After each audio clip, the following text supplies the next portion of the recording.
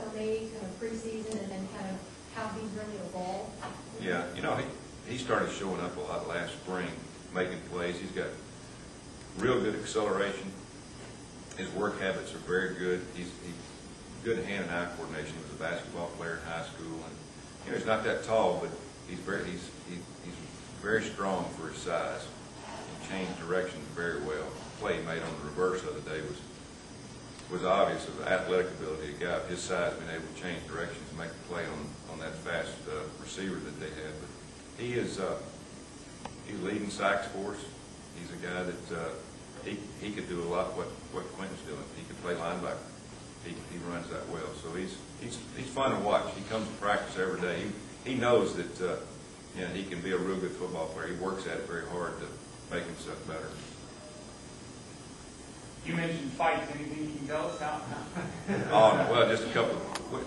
We practice so many young guys that they compete against each other. They're trying to get each other's attention. Receivers, we're pushing around the DBs a little bit today, and you know, when competition starts, you know, tempers start to flare. It kind of reminds me of two-a-day a little bit, but it's good. You know, we're getting close to the end of the season, and need to see guys having fun and competing and challenging each other, and there was a few challenges today.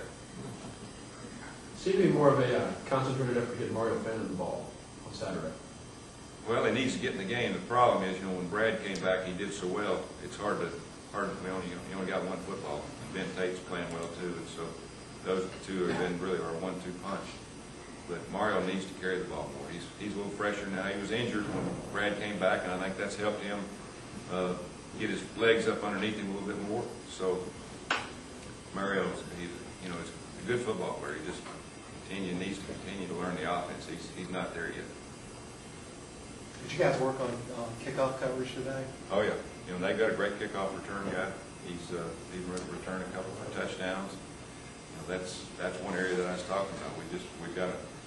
We've got to work on it, and as we go through the season, you know, we're evaluating the people that we have on it. Number one, our coverage people, and going in the last part of the season, we've had a lot of the starters volunteer to get on, which we'll probably do. But right now, you know, we're still looking at younger guys, trying to teach them how to make tackles on the run, how to read blocks, and do things like that. You know who kick off? Don't know yet. We're looking at several guys. Could be the Decatur Flash. All right. I love the Flash. But Byron will do field goals still, extra points. Yeah, he's not going to kick most of the week.